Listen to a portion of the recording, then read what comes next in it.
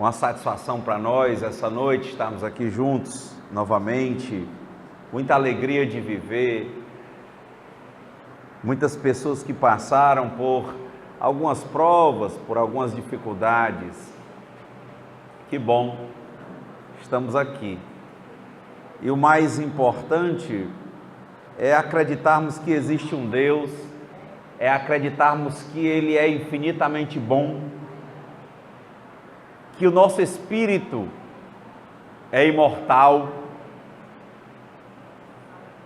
que o nosso corpo é uma grande veste engendrada para nos ensinar. Nós já temos conosco a chave para todos os nossos problemas. Ela está dentro de nós. E esse momento maravilhoso de estarmos aqui no domingo no centro, pessoas que em sua maioria se reconhecem como instrumentos de Deus, ainda que imperfeitos, pessoas doentes espiritualmente, emocionalmente, mas em recuperação, por escolha, conscientes de que essa recuperação precisa de um trabalho constante, ostensivo, sem parar, de leitura, de observação, de trabalho, porque atrelada ao trabalho da nossa cura individual está o serviço. Tanto que as traduções que você encontra nas Bíblias aí, ora traduzem como amor, ora como caridade. Então, que bom que nós podemos estar aqui hoje, principalmente os que estão aqui já descobriram o momento em que estão vivendo, já estão escolhendo servir a Deus, já estão escolhendo se transformarem em pessoas melhores, já estão combatendo os seus combates internos, estão assumindo o papel de instrumentos do Criador. Que bom isso. Porque na hora que um evolui, o outro também vem. Você passa para uma casa maior, outro vem ocupar aquela casa que você estava. E assim, o ciclo de evolução vai acontecendo. No livro dos Espíritos, que eu estou tendo a honra de dar uma estudada um pouco mais detalhada, escreve, pense, reflita, tem uma comparação que ele faz exatamente assim, na lei do progresso. Ele diz que nós vamos avançando exatamente como alguém que tinha condições muito precárias e morava numa choupana muito pequena. Mas quando essa pessoa começa a progredir, por exemplo, materialmente, a primeira coisa que ela começa a fazer é ajeitar a casa. Depois que ela ajeita a casa, se ela continua a progredir, por exemplo, materialmente, ela vai e constrói na casa. Se ela continuar progredindo, ela tende a mudar de casa.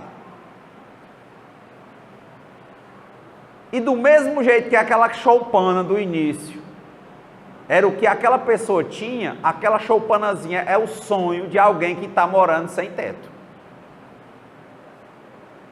Automaticamente, aquela casa que ficou pequena para aquele espírito que amadureceu, que já não servia mais para ele, é o sonho de outro espírito que está sem casa.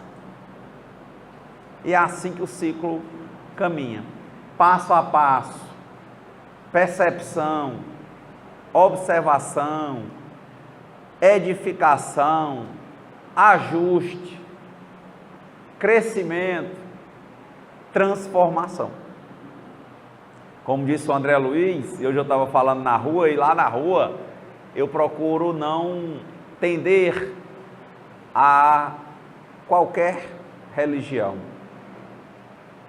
Me encontro espírita, mas em verdade um espírita que, como diz o livro dos Espíritos, tenta convergir todas as religiões. Nós não somos xenófobos, nós não afastamos as pessoas. O trabalho do Espiritismo, como a terceira revelação, que está lá em João, é o Consolador prometido, que a primeira veio com Moisés, a segunda foi o próprio Cristo, e com a preocupação dos discípulos, que diz o Severino Celestino, que discípulo é aquele que está aprendendo com o mestre. E lá na Bíblia, só nos Atos dos Apóstolos, né, é que eles recebem aquelas línguas de fogo e tal, recebem o Espírito, e aí eles passam a virar apóstolos. Então, Paulo foi apóstolo e não foi discípulo. E aí, nesse momento, a gente começa a ver, o discípulo é o que aprendeu com o mestre. Paulo, por exemplo, não conheceu Jesus pessoalmente. Ele foi um apóstolo apenas. Ele já tinha recebido todos os desígnios. Paulo curava, enfim, ele era um apóstolo, mas não foi um discípulo de Jesus. No desencarne de Paulo, a satisfação, né, que ele teve no finalzinho do livro Paulo e Estevão é vir no campo de luz Jesus acompanhado de Estevão e Abigail. Então, um momento interessante, né? Paulo apóstolo, não Paulo discípulo. Então, esse momento para nós, de nós refletirmos, de nós pensarmos sobre o nosso papel na doutrina espírita, de não intentarmos nada mais do que plantarmos o reino de Deus dentro do coração de cada pessoa, começando por nós mesmos, porque o papel do espírita é tentar colaborar com o Criador, sendo um instrumento. Daí o médium, ele é um meio, e ele colabora se ajudando e ajudando ao próximo. Quanto mais nós nos ajudamos, em paralelo nos dispomos a ajudar os outros, mais a civilização cresce, a sociedade avança e nós individualmente avançamos também. A maioria de nós não está aqui por missão, a maioria está aqui por provas e expiações. Para se chegar ao bem, diz o livro dos Espíritos, que não precisa passar pelo mal, mas eu acredito que a maioria dos que estão aqui, eu inclusive, tive de conhecer muitos caminhos distorcidos, mas à medida que nós vamos nos instruindo, que o primeiro mandamento espírita é amai-vos, o segundo é instruí-vos, nós vamos começando a entender diferente a realidade, e a partir do momento que a gente começa a entender diferente, nós começamos a escolher diferente, e a partir daí a gente começa a trabalhar em um rumo diferente. E aí é que vem a lógica de falar aqui não porque é bom ou porque sabe, mas é porque dizem os Espíritos que nós devemos aprender ensinando. E esse é o nosso papel. E continuarmos, não pensarmos em quantos anos vamos ficar nisso, pensarmos que hoje nós estamos aqui e fazemos da melhor maneira possível o que nós viemos fazer, e assim com cada coisa nas nossas vidas, assumirmos o dia de hoje, não nos preocuparmos com o amanhã, porque o amanhã ele é construído pelas boas atitudes do presente.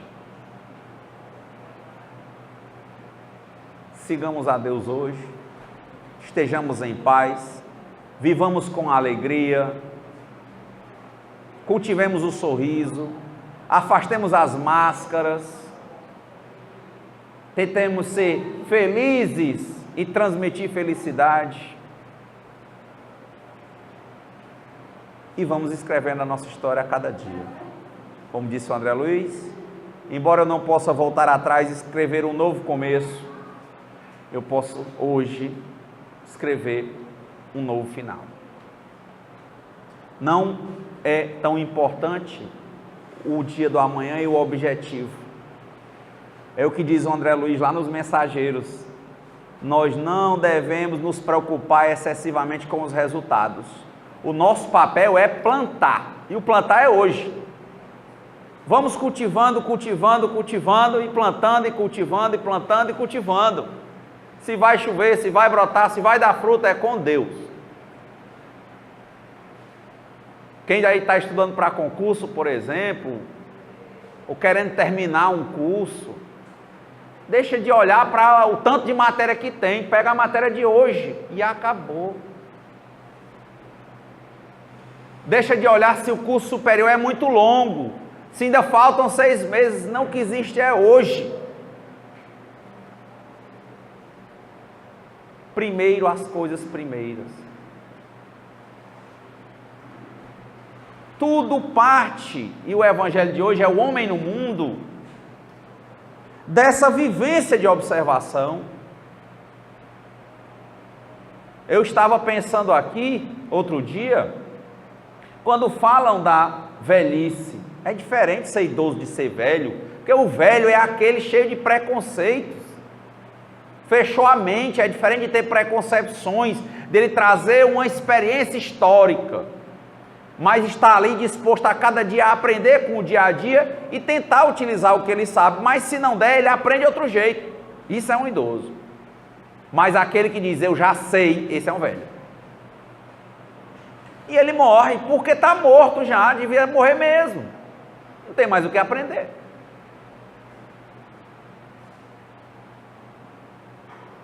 Você pode olhar para vários tipos de idosos e vários tipos de velhos. Tem velho com 10 anos. Um menino que ele abre a boca e diz, mãe, vai buscar água. Ele sentado do lado do gelágua. Está morto. Está morto. Esse é o ânimo. Ele é nosso.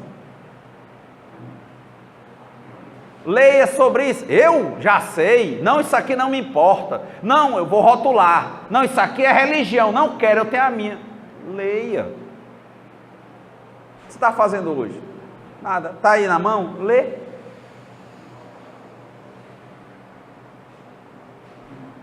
Fui outro dia falar no Centro Espírita Simples como a Fé. Aí eu fui saindo, uma senhora disse assim, ei, tem uma palestra que chamaram para que eu fosse ministrar, mas eu estou achando o livro tão complexo, que era O Homem Integral, de Joana de Ângeles, psicografado por Divaldo Franco. Eu queria saber se você pode ir. Se ele já leu esse livro, eu disse, não. Mas eu posso ler. Quando é a palestra? Aí disse, daqui a um mês. Pronto, eu vou comprar o livro e vou ler. Estou lendo. Oh, obrigado. Eu é que agradeço. Quando eu peguei o livro ontem, era tudo o que eu estava precisando. Era bem em cima do que eu estou estudando. Porque eu tenho estudado sobre ansiedade, medo, depressão, angústia, preocupação. Foi só uma complementação do meu estudo. Os Espíritos mandaram. Olha aí, meu filho. Quando o trabalhador está pronto, o trabalho aparece. Não é para reinar, não, é para servir. Tão forte, que ao invés de ficar ansioso, olhei para as 170 e poucas páginas. Mas não é uma vivência por dia, um dia de cada vez, a cada 24 horas, eu vou viver uma folha desse livro. Pasmem, acabei o primeiro capítulo. Eu olhei para o livro dos Espíritos, cada gente diz, ô letrinha pequena, né? Na minha versão. Eu gosto dessa tradução do Herculano Pires. Eu não vou olhar para as 350 páginas que estão aqui, não. Eu vou olhar para a página que eu estiver lendo, acabou. O que ela tem para me ensinar? E vou tentar aprender da melhor maneira possível. Quem sabe não aparece uma oportunidade para servir falando daquela página. Isso é o homem no mundo.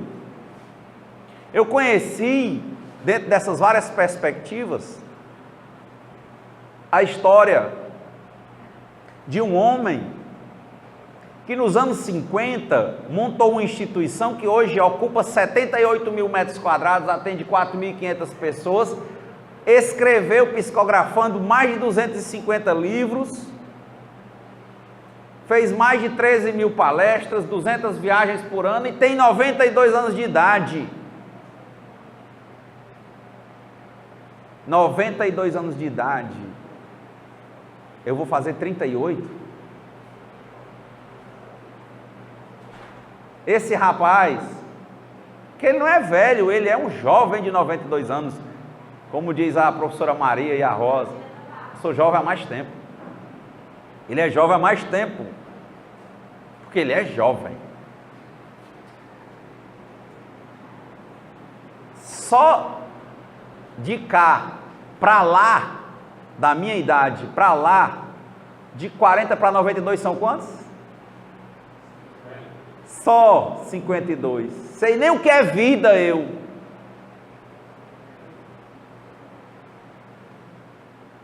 O que eu me animo hoje? Já pensou como a Ana rezou hoje pelo Marcos? Senhor, se podes, afasta de mim esse cálice, mas seja feita a vossa vontade antes da minha. Senhor, se o Marcos pudesse vir com o que ele está estudando, com o que ele está se preparando, não leva ele agora não. Está aí o Marcos para trabalhar. Quer? Está aí o trabalho. Porque a vida ela tem que ser útil. Ela tem que ser vivida. Quer servir, as portas se abrem. Não quer mais aprender, nem quer servir, já está pronto para desencarnar. Para aprender numa próxima encarnação que você não envelhece. O espírito não morre. Com o tempo, a gente vai começando a enxergar as pessoas, não pela idade física, mas pela juventude mental, pela mente aberta. Mente aberta e disposição para o serviço, disposição para o trabalho. E eu estava exatamente pensando nisso sobre o Evangelho Homem no Mundo. Eu posso olhar para um idoso que mentalmente está velho. Eu posso olhar para um jovem fisicamente, mas que mentalmente está velho. E eu posso olhar para um jovem de 92 anos, que fisicamente, para a eternidade, é nada. E que mentalmente está jovem. Depois que o Divaldo teve aquele problema nas costas, eles criaram um novo sistema desde 2014, Sérgio, de falar nas ruas. Eu tive a oportunidade maravilhosa de conhecer a Mansão do Caminho. Pode chegar lá, a plaquinha do jeito aqui do centro, no mural. Segunda, Divaldo. Terça, Divaldo. Quarta, Divaldo. Quinta, Divaldo na Alemanha. Sexta, Divaldo. É assim, ele chega e trabalha todo dia. Ele fala, ajuda na mediúnica, ajuda no Evangelho, de madrugada psicografa, fala, teve um programa de rádio por 15 anos na Bahia.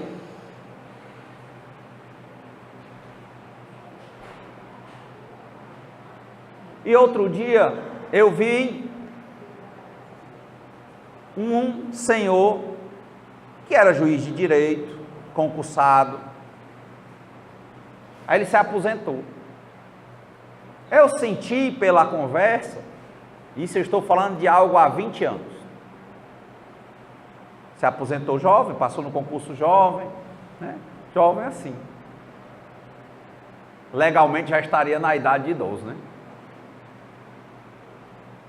Aí ele disse, enquanto eu estava com a toga, eu não podia fazer isso, não podia fazer aquilo. Isso e aquilo não era coisa boa, era coisa material, desvirtuamento, coisas que a sociedade condenaria. Ele não fazia porque ele não queria perder a toga. Não queria perder a moral enquanto magistrado. Mas ele disse, na hora que ele se aposentou, ele disse, primeira coisa, começou a beber todo dia. Aí começou a buscar sempre garotas bem mais jovens. Um dia era com uma, um dia com outra. E chegava aquelas mesas dos bares, ele lotava de gente. É um modelo de idoso. Ele achava que ser jovem era aquilo. Enquanto esse outro Divaldo, ele acha que ser jovem está produzindo, está ajudando, está estudando, está lendo, está debatendo. Esse outro, com uns 60 anos de idade, mais ou menos na época, achou que ser jovem era ter mulher jovem, mulheres jovens, beber muito. Se agora eu tenho dinheiro, ganho bem, estou aposentado, não sou mais juiz efetivo, então o que eu fizer, não queimo o filme. E aí foi. E todo mundo onde eu chego é o doutor. Ele se sentiu a última Coca-Cola gelada no deserto. Novo. Não, eu sou novo. Parte biológica, física, se resolvia com medicamentos, com implantes, tratamentos. Ele achava que ser jovem era isso. 60 anos. Há 10 anos, eu que o tinha visto na aposentadoria, eu vi 10 anos de aposentado. Para ir para casa, tinha que pagar sempre alguém para levá-lo no carro, porque ele não consegue dirigir mais o carro. Ora, o desgaste físico. Eu conheço gente hoje, a gente tem um trabalho dentro do nosso lar da clínica psiquiátrica. Tem menino lá de 19 anos completamente incapacitado por drogas e álcool. Belíssimos e belíssimas meninas, já viciados, fortíssimos, dependentes, impotentes, doentes. Se um menino com 19 anos o negócio pega assim, imagina alguém com uma resistência de 60 anos físicos. Falava com ele 10 anos depois dessa juventude dele, né? Lembrei da história juventude transviada, né? Ele não sabia, ele não tinha mais discernimento, porque o álcool ele tem um problema, e as drogas, com relação aos neurônios que não se renovam. Enfim, Sérgio, hoje tem mais ou menos 20 anos, 15 anos de aposentadoria, ele não sai mais de casa. Ou seja, com 75 anos, 75 para 92 dá quanto? 17. O Divaldo andava para ter andado com ele no braço. Ele está em casa completamente louco, incapacitado,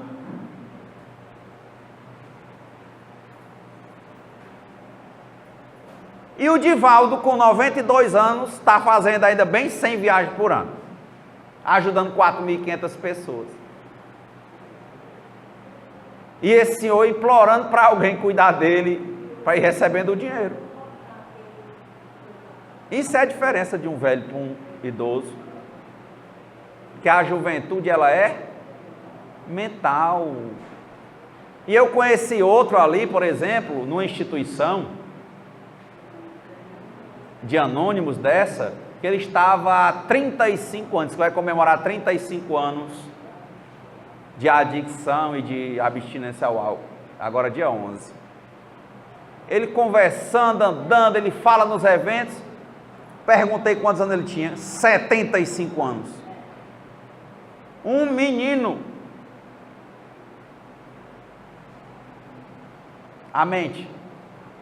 Jovem. Eu não acreditei, Marcos. Não posso declinar o nome porque é de anônimo.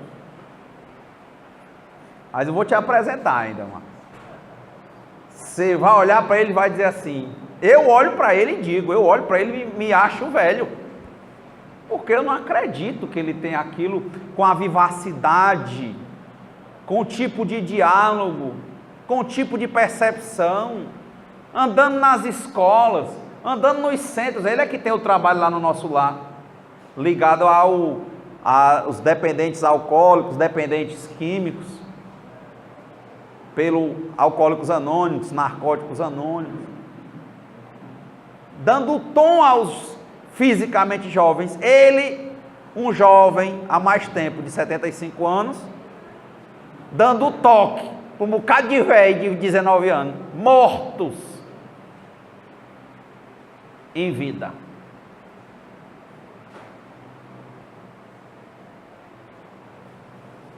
Tem uma passagem que é um dos capítulos do livro Boa Nova, que é exatamente os velhos e os jovens. Quem tiver a oportunidade de ler, leia. Porque existia essa questão entre os apóstolos. Tinha os mais jovens, né, os discípulos, e os mais velhos. Né?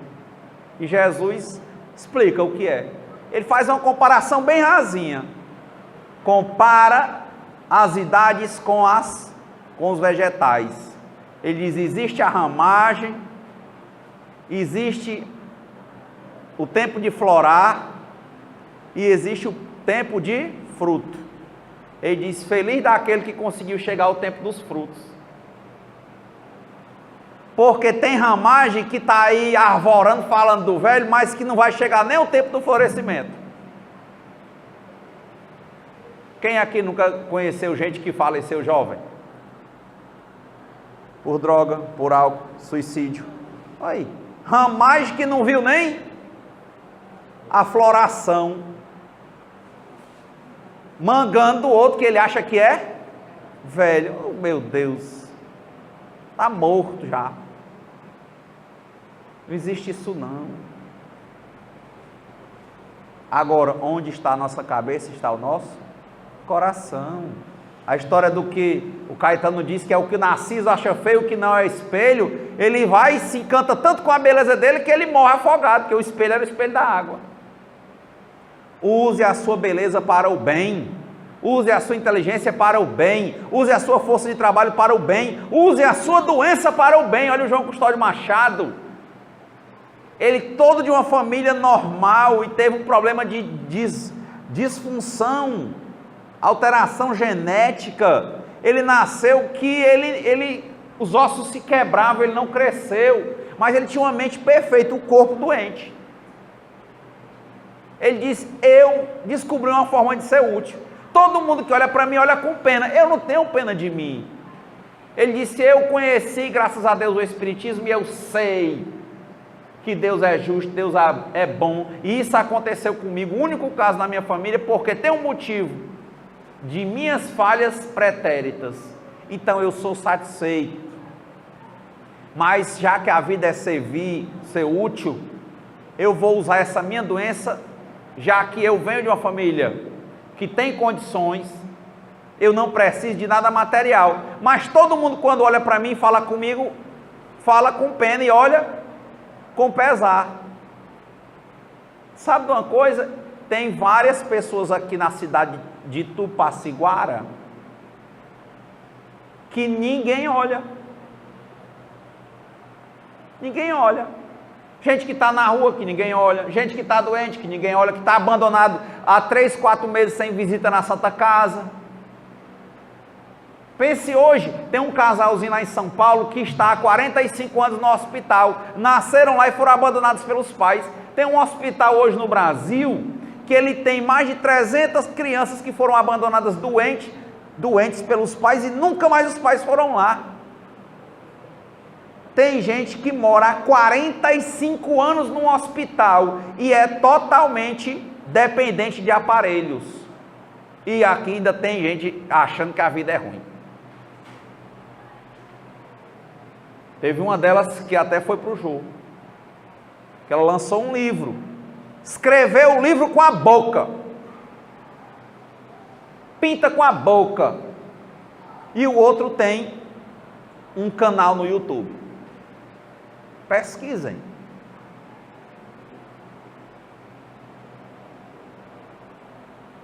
E o João Custódio Machado percebeu, ele era de uma família boa, todo mundo via o João, via a família, olhava para ele com pena.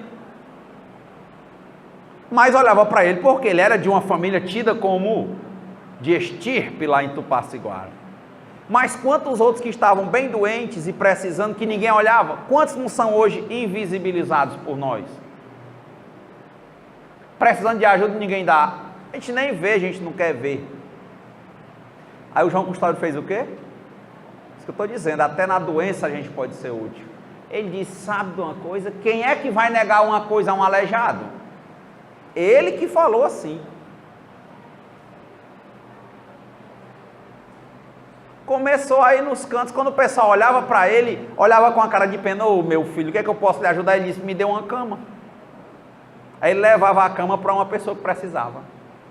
Ô meu filho, o que é que eu posso lhe ajudar? Me dê um prato de comida. Ele levava para quem precisava, ele não precisava. E ele escreve para o Divaldo vai conhecer João. E ele diz, olha aí, a minha doença me ajuda a ajudar. Ou seja, ninguém é tão pequeno que não possa aprender e nem tão grande que não possa ensinar. Todo mundo pode servir de alguma forma. Às vezes são coisas tão pequenas, às vezes é um abraço. Outro dia eu vi o Divaldo falando de um caso que ele estava na África do Sul e um negro na África do Sul, que tem o apartheid, né? Tinha muito mais forte, mas socialmente ainda acaba acontecendo. E ele disse que a Joana disse, abrace ele. E ele, como? Que coisa? Como eu vou abraçar? Abrace.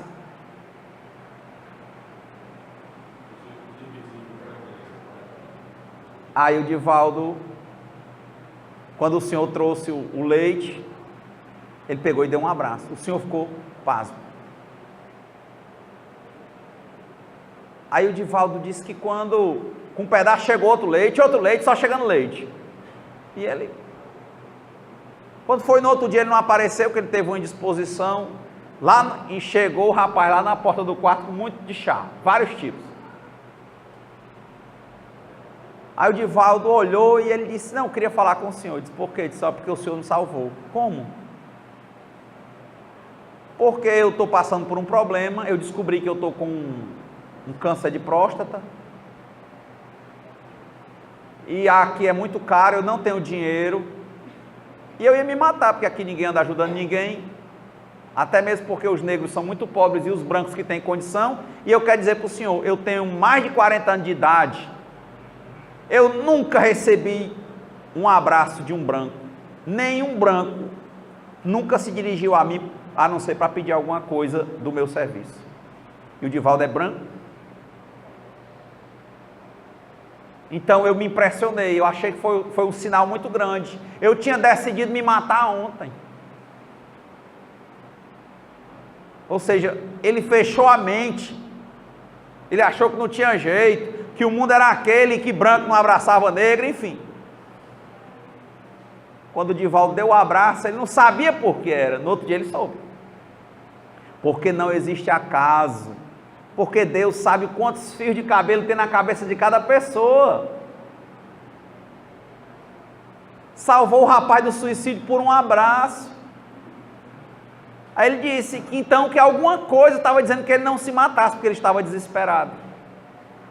Pasmem, aí o Divaldo, como estava com pessoas que tinham posses, aí o Divaldo disse, olha, o que eu posso lhe ajudar é pouco, mas me dê seu contato, vou lhe dar o livro aqui, que era o Evangelho segundo o Espiritismo, não desista.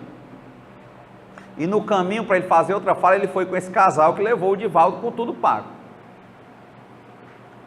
E ele contou o que o casal fez, pagou o tratamento do rapaz todinho. Divaldo só fez contar, se no carro não pediu não, contou a história e eles pegaram e assumiram. E esse rapaz montou um dos primeiros centros espíritas na África do Sul. Todos os desígnios bem alinhados.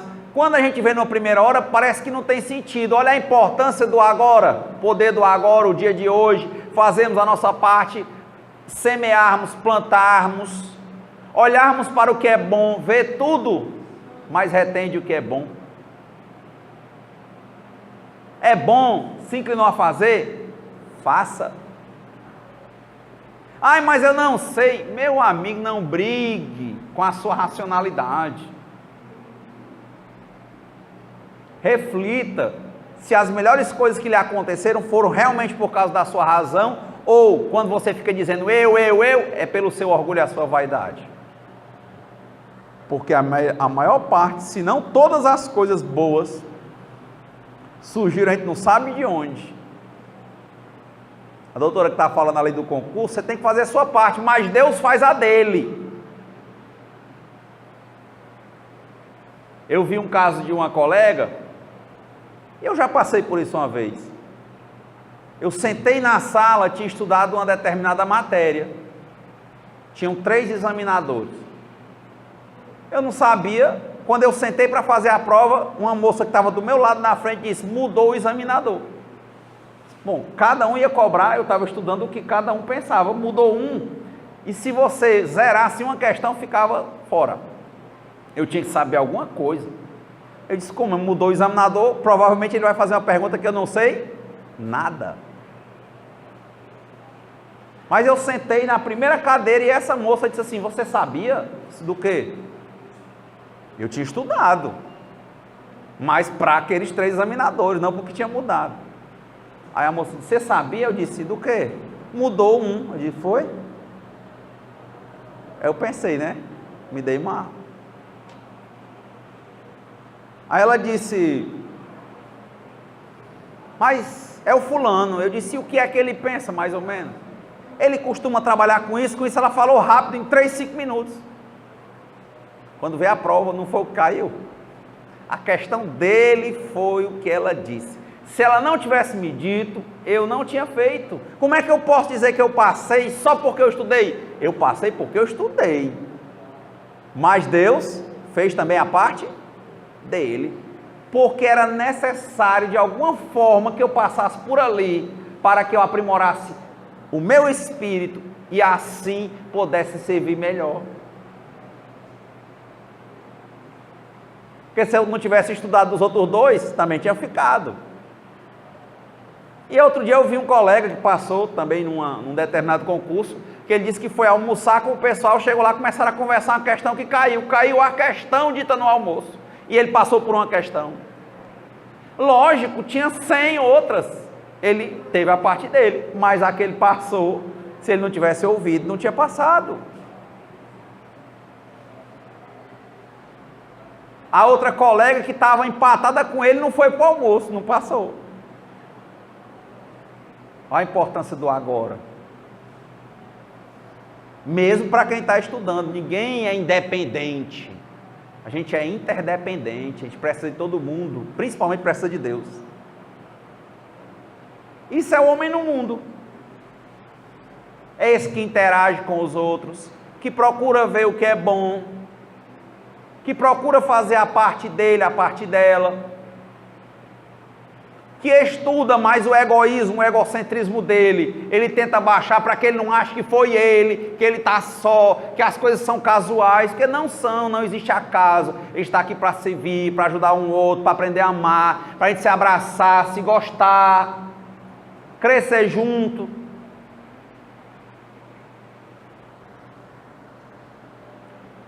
Essa é a reflexão.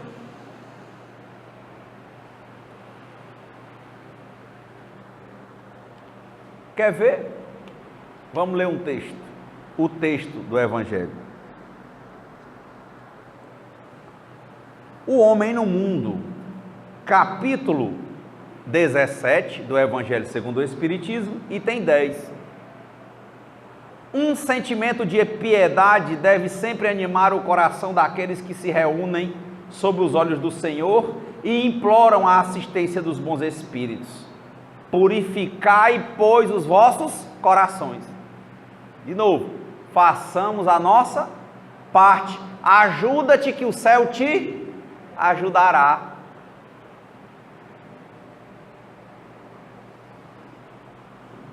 Não deixeis neles demorar nenhum pensamento mundano ou fútil. Olha a ideia dos 2 idosos.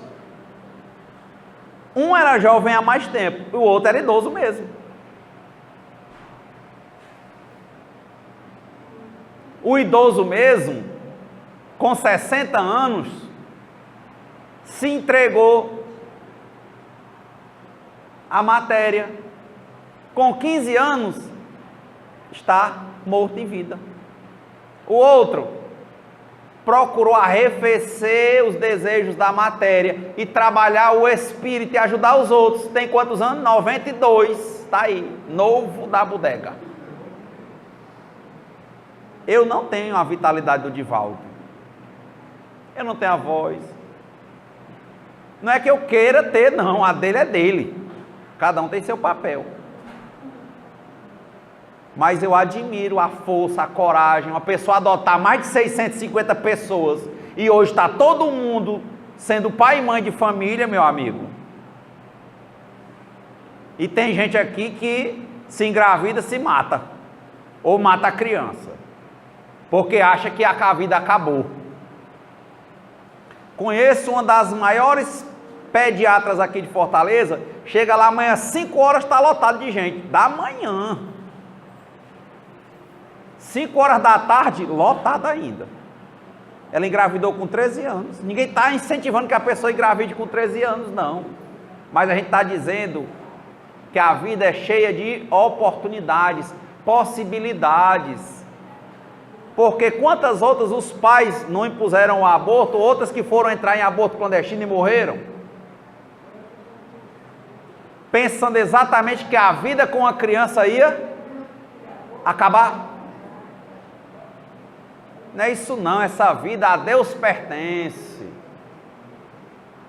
Outro dia eu estava falando exatamente isso. Para morrer, meu amigo, não é fácil não. Do mesmo jeito que para viver não é, para morrer não é fácil não. Outro dia teve um problema aí com um determinado delegado, ele deu um tiro e não morreu. Eu tive uma aluna que ela levou um tiro na cabeça, furou a cabeça todinha, que fica um buraco aqui de um lado, ó. Ela está viva. Aqui é igual uma bola seca, ó. Fez uma plástica para colocar. Atravessou o cérebro o lado todinho. Para morrer não é assim não. Só morre na hora que Deus quiser. Agora, mesmo jeito, se você não tiver o que aprender, não quiser mais ser útil, então está vivendo para quê? A pergunta da Ana foi fantástica. Pai, eu acho que o Marcos pode servir.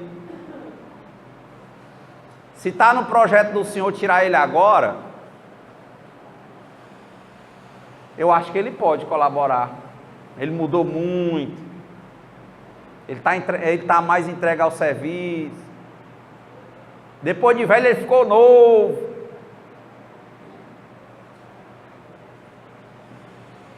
Aprendeu a amar mais. A gente está começando a se amar talvez mais. Pai, eu acho que ele é um bom candidato para continuar empregado. Podia ser que ele tivesse na listinha para desencarnar? Podia, claro. Mas os bons espíritos sempre analisam. Não existe destino, existe uma programação de aprendizado. Você lê o Ceareiro, você vai ver momentos em que o André Luiz ficou besta, eles foram lá para buscar alguém que ia desencarnar numa cirurgia. E os espíritos voltaram e disseram, não, a família está reatando aí com esses problemas dele, e começaram as situações, ele está aprendendo, está havendo uma nova propensão depois desse estado de enfermidade dele, e os espíritos decidiram por deixar ele mais algum tempo. Divaldo passou por isso umas 2 vezes. Ele falando um dia que tinha uma palestra 3 anos antes, marcada para ir não sei para onde, e ele dizendo, será que eu digo sim ou não? Porque ele com 80 anos achava, acho que vou morrer logo. Aí foi perguntar a Joana, e ele é muito assim desinibido, né? E aí, eu marco ou não marco? Aí quando ela disse do modo dela, aí ele disse, ficou todo feliz, opa, tenho mais 3 anos de vida. É uma programação, a gente falou isso semana passada sobre o Brasil ser o coração do mundo, é a pátria do Evangelho. O que tem que nos confortar não é esse futuro, gente. O que tem que nos confortar é que Deus está conosco a cada momento. O que existe é o hoje. Vamos seguir a programação, digo mais, que pode surgir na nossa encarnação uma programação melhor. Quando a gente está com a fé esclarecida, bem, a gente não tem pânico, não. Ah, o fulano vai me matar, não sei o quê. Meu amigo, ele não manda no mundo, não.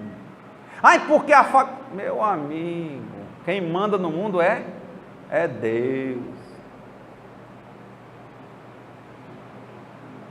Seja feita a vontade dele antes da minha.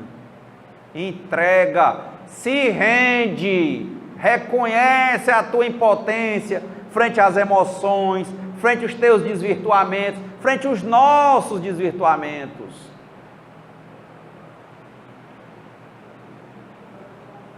E uma senhora hoje, foi uma coaching falar lá e depois eu falei.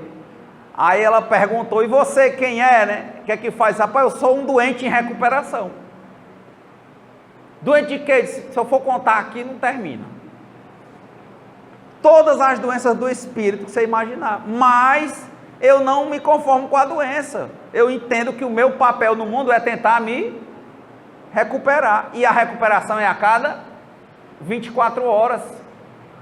Esquecer os prejuízos do que já foi, eu vou trabalhar daqui para frente. E todo dia eu vou trabalhando e a cada dia eu vejo uma melhorazinha. Mas não posso me envaidecer porque eu sou doente.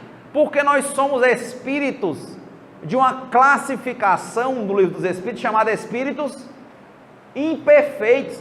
Tendemos para a matéria, tendemos para o mal, tendemos para pensar que a juventude é ter dinheiro, não ter cobrança e sair aí querendo ser menino sem ser. Menino que é uma pichotada isso, menino é o Divaldo de verdade, que é uma criança disposta a aprender, é diferente de ser um menino que fica fazendo bobeira, menina que faz bobeira, é quem não se encontrou. Mas nós não estamos aqui para criticar ninguém, porque Jesus está de braços abertos, Ele dá a nós uma coisa chamada livre-arbítrio, que é a possibilidade de acerto e erro. Vai, filho, erra o tanto que você quiser.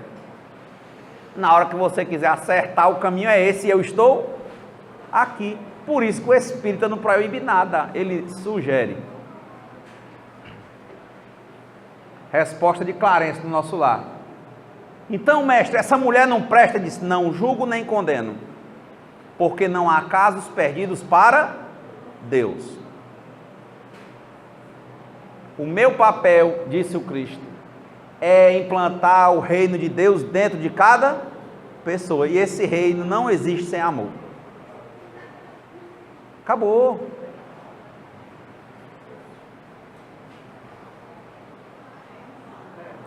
Eis o homem no mundo. Não deixeis nele, no coração, demorar nenhum pensamento mundano ou fútil. Elevai vosso espírito até aqueles a quem chamais, a fim de que, encontrando em vós as disposições necessárias, possam lançar profusamente a semente que deve germinar em vossos corações e nele dar frutos de caridade e de justiça. Que os trabalhos se desenvolvam da melhor maneira possível, que a gente possa sorrir de dentro para fora, que nós nos tornemos pessoas cada vez mais felizes, desenvolvendo nosso trabalho de evolução individual e ajuda coletiva. Muita paz. Senhor, fazei-me um instrumento de vossa paz. Onde houver ódio, que eu leve o amor. Onde houver ofensas, que eu leve o perdão. E onde houver discórdia, que eu leve a união. Onde houver dúvidas, que eu leve a fé. Onde houver erros, que eu leve a verdade. Onde houver desespero, que eu leve a esperança. Onde houver tristeza, que eu leve a alegria. E onde houver trevas, que eu leve a luz. Amém. Mestre, fazei que eu procure mais.